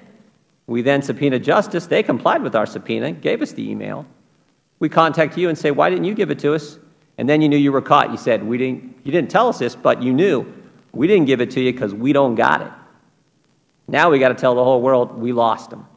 And what better time to do it than Friday, June 13th, saying we're complying with some Senate concern, send in a letter, put it on page 7 of the third addendum, and say, you know what, we may have a problem with Lois Lerner emails. That's what I think. Good. And I think all kinds of people logically going through this would say, you know what, that's what prompted these guys. 4 days after they get a letter from this committee saying, why didn't you send us these emails? You decide, well, we better come clean. Because, plus, you've already told us you knew clear back in April that you lost them. So you wait 2 months and then you decide, wow, we better do it June 13th. Just 4 days after, they figured out Justice and the IRS were working together in 2010. And they got an email that indicates that, and we can't produce it. When you find any direct evidence to support that assertion, I'd be happy to see it. If you think that this organization in 4 days could produce that report, you don't understand how large organizations function. You could ask anybody who worked on that report. There's a whole series of people. That report was under production for a long time. I'm not saying it wasn't. I'm saying, though, including the statement we lost Lois Lerner emails was put in that report. It was in that report, and it is within that report. And one thing I've learned in these investigations, it's always important to look at the timeline. Look at the timeline. Look at the timeline. You knew in April. You didn't tell us till June 13th. What events happened between April, when you knew, and June 13th? One key event was the FOIA request from Judicial Watch finding this collaboration between the IRS and the Justice Department, us getting that email because we subpoenaed the Justice Department. They give it to us. It's in the relevant time frame, 2010 to 2012, when you lost Lois Lerner emails, and suddenly you say, you know what? They got us. We got to come clean. Mr. Chairman. And then you do the letter on June 13th. Can I respond? That's a fairly serious charge. There are a whole set of senior staff people in the Senate Finance Committee who will dispute your assertion. And if you find any direct evidence of this to anybody who worked on that report, in terms of the timing of it, the fact that we were otherwise not going to deliver it, I will be not only surprised, I'll be astounded, because there is no such evidence. And it seems to me, and I've been very patient about all of this, but before you make that kind of charge and claim, you ought to have better evidence than a single email dated June 9th. Mr. Chairman. We got a few other emails from that exchange. Mr. Chairman, yield for 1 moment. Be happy to yield. I know the Chairman, a lot has been said about what Thomas Kean said. Well, last week, Thomas Kean told our staffs that the IRS always intended to alert us about Ms. Lerner's lost emails. So, you know, I know you have all these theories. Unfortunately, our committee has been one where we put out these headlines and then we go chasing facts that, No. in many instances, never exist. All I'm saying, but I'm just saying, include everything when you're asking your questions. great point. Okay? All I'm saying is this. They get a letter from us on June 9th where they know we now have this email from the Justice Department that they can't produce. And 4 days later, they tell the world, we've lost Lois Lerner emails. When they knew that, according to Mr. Koskinen's testimony in questioning from me, that he knew in April they couldn't get Ms. Lerner's emails. So they waited 2 months, and then when they decided to tell us was 4 days after, on a Friday, 4 days after, we knew there was emails we were getting from Justice that we weren't getting from the Internal Revenue Service. Well, now, all I'm saying is that timing is pretty suspect, particularly in light of the fact all the other things we've heard from the IRS. One computer crashed, no, it was 7, no, it was 8, now it may be up to 20. We can confirm that there's no backup tapes that are available. Oh, we can't confirm that now. There may be one available. In light of everything we've heard from the IRS, when you start looking at the timeline, it looks pretty suspect. Well, and all I'm saying is, I'm not sure they were going to tell us. You didn't say I'm not. I'm sorry. You didn't say I'm not sure. I'd be happy to yield. Mr. Chairman, this has been very interesting because one member on your side, the gentleman, I don't know his name, said that the man was under investigation, and that I had heard that I was in that entire hearing, and he never said that. By the way, the Justice Department never said that.